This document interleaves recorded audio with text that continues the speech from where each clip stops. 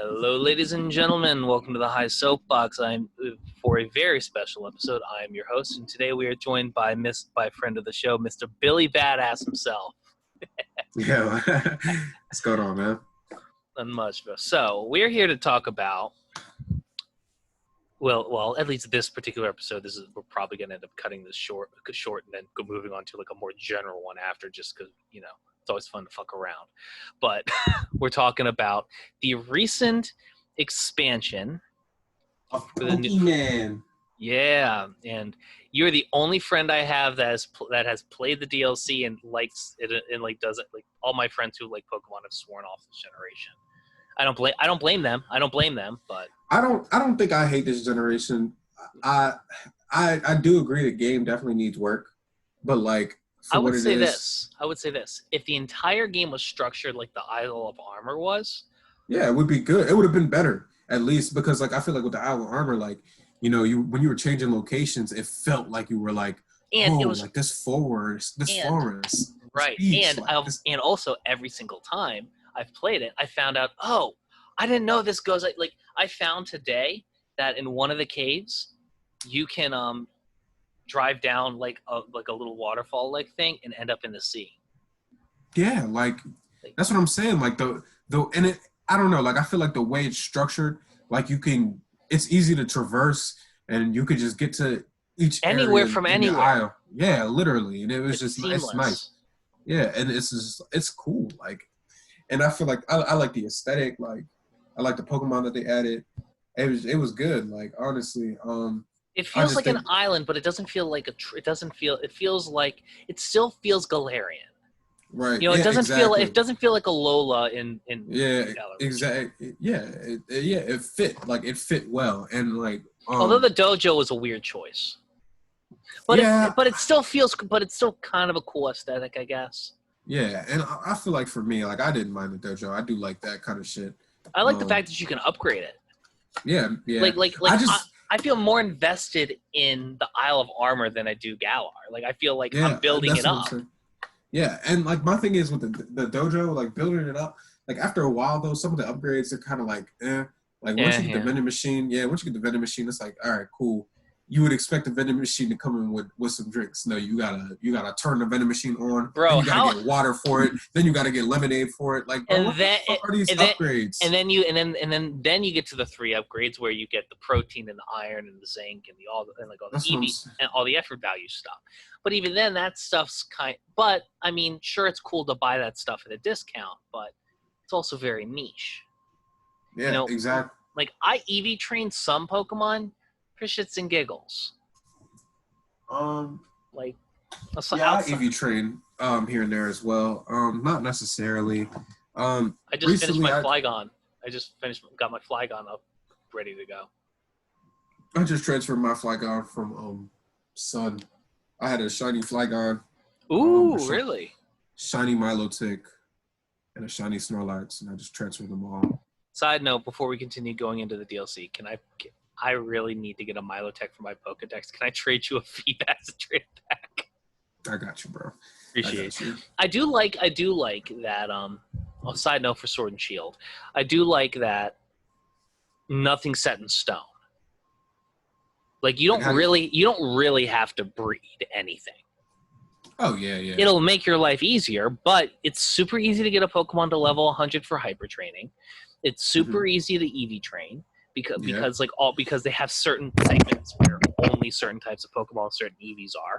They have the fucking mints that change natures. Like what I've noticed, like it's more centered towards competitive play. Like it's making competitive play more accessible. Yeah, like because I feel like that's normally what people want to do when they play Pokemon, because obviously you want to battle. Yeah, exactly. But there's only so much of a ceiling you can get when the Pokemon are just like everybody's level 100 and all legendaries. Like, right. You can wreck a legendary, with a normal Pokemon that's EV trained with a game plan. Exactly. And I feel like also like with that, like with the competitive aspect, like obviously they got the mints, they make it so easy to hit 100. You can hyper train, like. You could just get so many Pokemon, like you could just literally buff your team as quick as possible. And I will say they could have done with a much better way to get your EVs back down to 0. But even then, they did that with the Isle of Armor. There are 6 trees spread out throughout the island that only drop 1 berry of the EV values. Right, and like it's crazy. Like my thing with I didn't know that. Yeah, you can get the HP one from the Honeycomb Island place. More I guess. Yeah.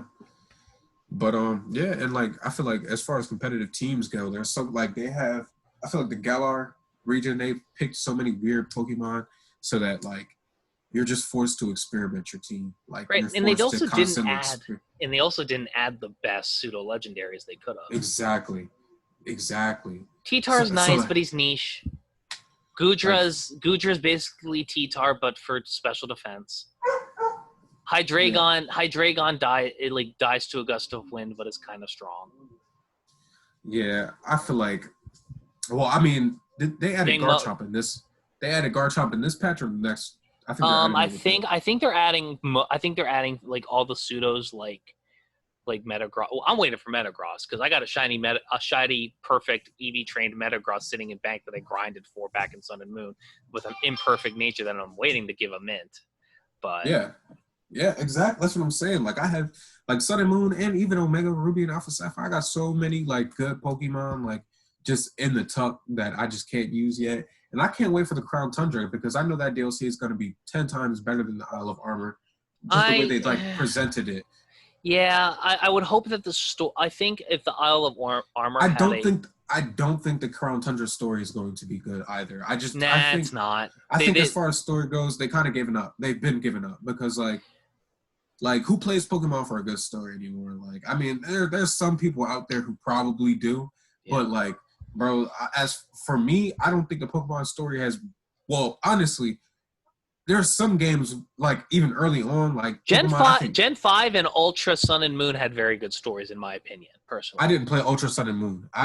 Ultra Sun and Moon took whatever. Like the story in Sun and Moon was fine. Ultra Sun and Moon, holy shit! Like honestly, if I were you, I would highly suggest going back and playing it. Just for the story alone, because it's the same, obviously, on the first island, but not really. Right? They changed some shit up. I know. I saw that. Like my friend was telling me somewhat like the same thing. He said the story wasn't bad either, but like for me, I just think like Pokemon's story is kind of like it's whatever. All right. Yeah. It's like all right. I already understand it pales in the face of like The Last of Us. I'm the chosen one. I know that I have to stop this evil organization from stealing Pokemon. That can't be a 10-year-old. Right. And I know that their leader is just like a god. Like it's just and then big badass, for some reason he's just about to steal the legendary Pokemon, but I stop him. Like that's just like you see that so many times. It's kind of like okay. I think the 3D also hurts the storytelling. Yeah, I agree. Because when it's flat like that, it's up to your imagine. Like, do you remember the cutscene from Emerald and how it blew your mind? Exactly. Like the first time you seen it, and then like that's what I'm saying. Like some of that shit is just like nowadays is kind of like redundant or well, not redundant, monotonous. Very monotonous. The formula. The more realistic it gets, the less your mind has to fill in the blanks. Exactly, and I also think that comes with age. I also think that comes with age. You know, when we're kids, our minds are able to make something more grandiose than it really is. It's like it's like the original Final Fantasy VII. People think it was the most cool, realistic shit back in the day, but then they remake it and they look at the old thing. The new one looks exactly how I remember it. Why the fuck does it look like this? You know, right. You know? But I will say more to your point about like the good points of it. While the story may be garbage now, I will say that what Isle of Armor did do is it's garbage. I think it's predictable. It's very predictable. The DLC fosters a sense of discovery. Right, and that's what I'm saying. Like I've been playing it every day since it came out, and every day I find something new. Some are big, sometimes it's big, sometimes it's small. That's what I'm saying, and like even and that's kind of why I like the DLC, because it made me like, yo, you know what? This wasn't that bad of a game. Right. And like, this wasn't that bad of a game. There's still so much I could do, and that's why I like the DLC. Like, it gave me that feeling like, yo, there's more I could do. Like, before when I initially played Sun and Moon, I beat it like within a week, and then a week later I completed the Dex, and I was just chilling. Like, I had nothing else to do. I could obviously. Bro, I beat Alpha Sapphire in like. I got Alpha Sapphires. I beat Alpha Sapphire in like 12 hours, and I got the full Pokedex in like a week. Bro, when I say full Pokedex, I mean everybody. Oh, my friend is FaceTiming me real fast. Hold up.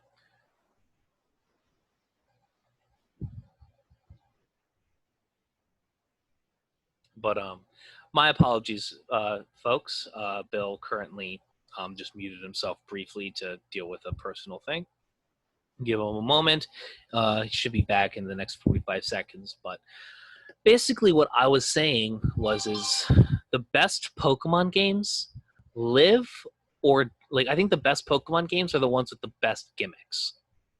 You know, because if you think about it, like, I don't know about for any Pokemon fans listening, the best Pokemon games, in my opinion, are the ones that had the most to do outside of beating the Elite Four and completing the Pokedex. You know, I think back to something like Pokemon Emerald or Pokemon Platinum, where you had a battle frontier, you had contests, you had like walking with your Pokemon. Exactly, yo, and that's another thing. Like, yo, they took that shit out, and like, I will have to say Pokemon Platinum or Pokemon Heart Gold and Soul Silver were my favorite. I love Gen 4. Gen 4 for me was the best. Like, it was the best. It was when, it made me feel like no matter what I did, it wasn't enough. Like, you had the black trainer card to work towards. Bro, you had like so much shit to do that is just no longer there. How about the fact that they added a whole separate storyline on a separate continent that you didn't get access to until after you completed the Pokedex to a certain degree? Exactly. On Soul Silver? That's what I'm saying. No, I'm talking about Platinum. Wait, what?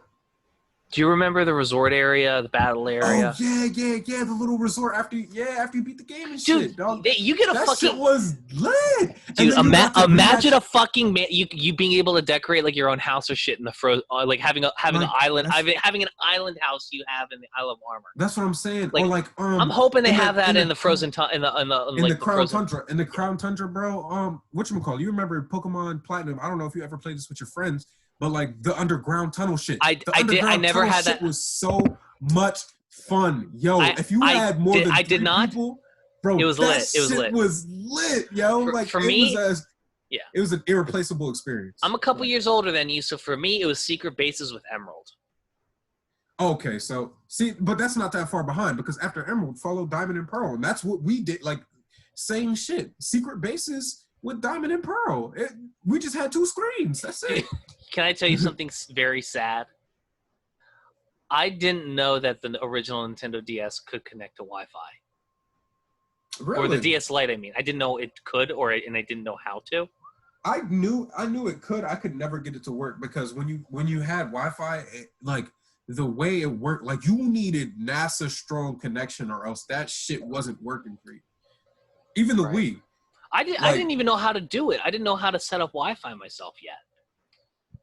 Honestly, it's the same way as like everything now. You just go into settings, internet, all that shit. Yeah, it's like I figured it. You want to know? It's actually kind of sad. I turned on the Wi-Fi bit for in my old Black game. Like after like that was the whole part, like festival scene down there was already dead.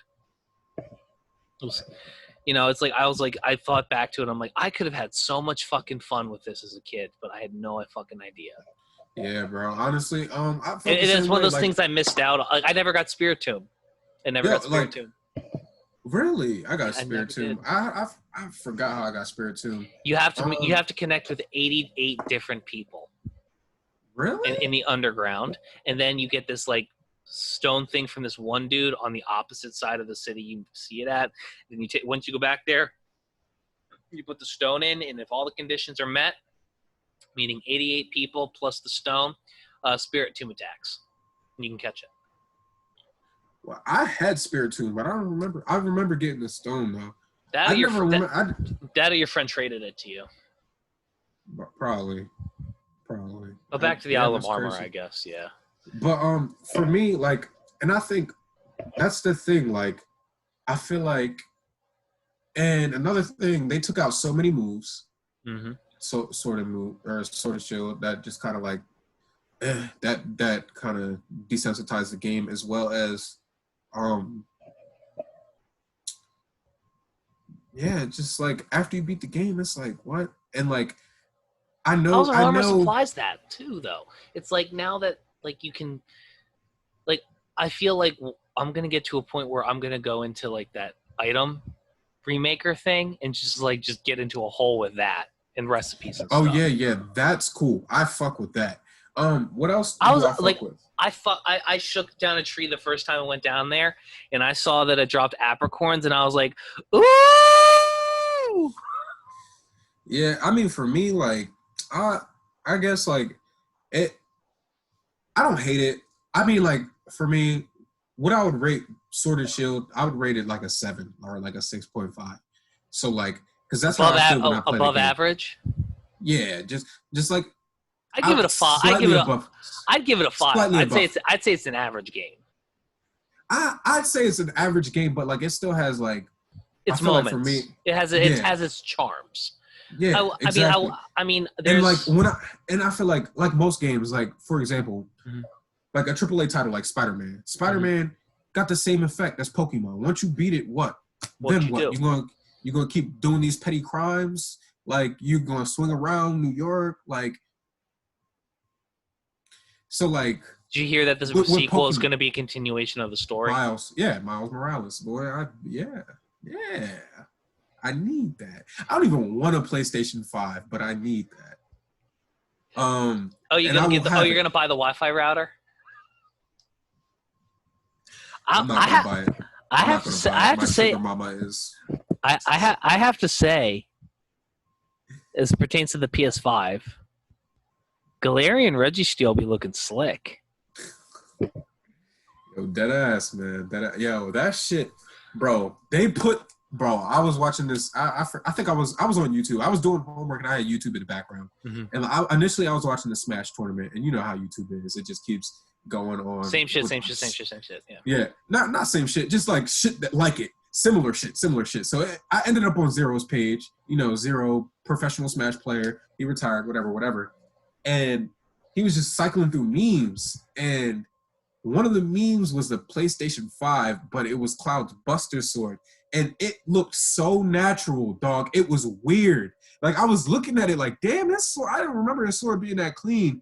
He was like, and it's funny because he said the same. He was like, wow, his sword's really clean. He was like, oh shit, that's a PlayStation 5. And I was like, oh shit. And I had to run it back like, yo. Oh, man. So final thoughts on the DLC before we cut to the shit talking portion of the podcast. What would you out of 10? Where 1 is where 7? 7 because it brings me a reason to play the game. I'm not gonna lie, I enjoyed Cub Fu. I know not. Cub Fu. I like Cub. He was adorable. Yeah, and I like Urshifu too. I'm not mad as Path of Darkness or Path of Water. What you think? Water. Same.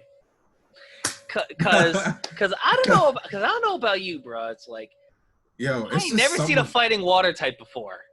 I know. That's what I'm saying. Like why would you do darkness? Yo, if you really wanted to get somebody, should have been water, like.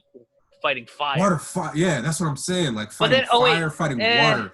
That would have been. I would say maybe not fighting fire because we have so many of the starters. Yeah. I fucking Infernape and Incineroar. I would say fighting electric. Is there a fighting electric already? Maybe. I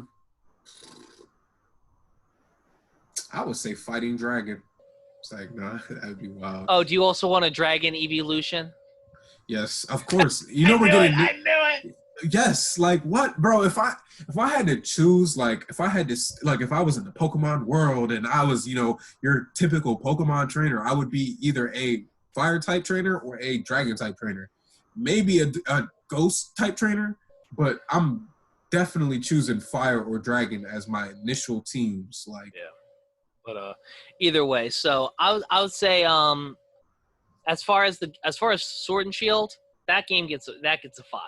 Sword and Shield plus Island of Armor, I'd say I'm kind of like at a 6, maybe a 7. I would give it a 7. I would give it a 7 just because, like, because Isles of Armor makes it a better product, in my opinion. I agree, but like but the reason why I think Isle of Armor makes it a better product is because we all feel as though Isle of Armor should have been in the base game. Yeah, like those are the best DLCs, the ones that feel like they could have been there in the first place. Right. Yeah, and Cubfu's fucking adorable. Yeah. And that's another thing. I think the game lacked legendaries because that's like part of the Pokemon charm. Like after you beat Pokemon, you're like, ooh, what legendaries can I get? Bro, all you get is Zacian or Zamazenta. You don't get shit else. And that just is like a buzzkill. Like knowing that there's no more legendaries for you to catch legitimately. It's like, what? Like what the fuck? Like they even have like I remember. I think that's going to make the Isle of Tundra much better. Like, we've gone so long. With the Crown of Tundra, exactly. They're adding all the legendaries in Crown of Tundra. And then they're adding they're adding the previous ones. So, like, that's what I'm saying. That's why I'm like, Crown of Tundra. What do you think about, we'll get into this a little bit more once the Crown Tundra actually releases, because we're going to do this again when that releases. But, what are your, at least to wrap this up, this last bit of the podcast up, what are your impressions on the legendary bird retrains? Oh, the Galarian forms of Zapdos, Articuno. I'm glad. I'm like, because I was thinking the same shit. Like once they introduced the Alolan forms, I was like, that's cool, but why didn't they do that for any of the legendaries? Why didn't we get any Alolan legendaries? And then, I mean, when I saw that they gave Zigzagoon a 3rd evolution, that's when I knew, okay, so really it's like the possibilities really are limitless at this point. Exactly.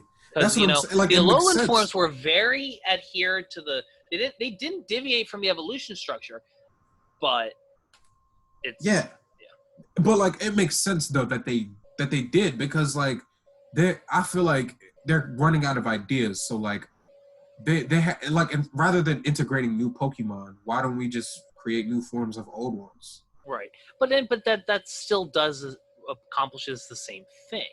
Exactly. It's like, because it feels different. It's not the same. Right. It's not what I'm used to. But mechanically they are completely different Pokemon. Because here's the thing. That's what I'm saying. The combat chicken is not going to have the same stats as normal Zapdos. Right. So what they end up doing is that there's less work from like building them from scratch, but all the other work of maintaining those Pokemon is still there. Exactly. I will say this though. I feel like if they were to do anything else, like after these 2 DLC, I'd like a Battle Frontier type of thing. I'd like to actually go to the fucking Battle Frontier they teased in Alpha Sapphire and Omega Ruby. Those fucks. I'd like maybe. I also like that little flying feature that they had in. Oh yeah, dude! You never needed to use an HM again for HM Fly ever again. Right, you could just ride your little Pokemon. That shit was cool. Right, like that's what I'm saying. Like, and the encounters. I like small little shit like that in the game. Right. I can't begin to tell you how often I just spent exploring all those little islands and shit. Right, because you couldn't fly there naturally. You had to just come across that shit randomly. And then the legendary Pokemon that you came across on those little islands as well. You seen the rift in the fucking sky and shit? Yeah, that shit was crazy. Like, yo, that shit just made it like, I was like, damn, they're really snapping with this shit. Right. And that made me play it that much more. Like, dude, I put more. Granted, I'm a Hoenn junkie, so I probably put more time into Alpha Sapphire because that was my first Hoenn game. But then that was legal. But either way, so ladies and gentlemen, final verdict on Isle of Armor. 6.5. We'll settle. 6.5. We'll settle for 6.5. Just above average, but below good. Yeah, just somewhere in somewhere in between. I mean? Somewhere in between. Ladies and gentlemen, this has been the High Soapbox. We're gonna do a brief little shout out segment. Let's just I'm gonna do a shout out to my boy Stefan Mills. Shout out Stefan. Yes, Mills. My homeboy been killing it with the blogs. He's been killing it on the stream. You can check him out at Steph J Mills. Mills is with a Z everywhere on social media, on Twitch specifically, where he streams most weekends, and certainly on his Instagram as well, as well as StephJMills.com, where he posts very insightful and wise blogs and informational pieces. Shout out to my boy, friend of the show, PT Sean, killing it with the FNX sponsorships. Follow him on Instagram at it's Sean _99. Check my boy out. Yo, you got anybody you want to shout out? Man, shout out to homie Bayer at Bayer on Instagram, BYHEIR on Instagram, on Twitter, TikTok, Byte at BWise or Bayer. Shout out Janad again, my cousin Janad TME on Instagram. He raps, as well as Caesar Rodney TME on Instagram as well. He raps, they're pretty good. So the homies. Shout out the rest of the squad too. Shit, everybody in Java. Everyone. Shit. Everyone. If you were in my circle, shout out you. Like last two shout outs from me. Shout out to the 42 podcast run by Ben Duran, aka Caleb Broadnax, aka the Fat Bastard, my boy. Shout out Caleb, bro. Shout out Caleb, dog. I hope you are doing well, bro. He runs a fucking funny podcast called the 42 Podcast. He says some shit. I was a guest on it. If you like me and the shit that comes out of my face hole, you can go check you can go check me out on the 42 Podcast. I will admit, he says some shit that's a little left even from me. And lastly, shout out to a new little product that we've been working on. We've moved our merchant store over to Redbubble. Please consider going to check that out. We've got plenty of new products out for Pride Month that will persist past Pride Month. So us repping the gay community, LGBTQ community, ain't gonna stop just when July 1st comes. So, ladies and gentlemen, this has been the High Soapbox on this fantastic Pokemon / Isle of Armor review special. Billy Badass, Bill Brown, thank you so much for joining us. Hey, man, thanks for having me. Always a pleasure.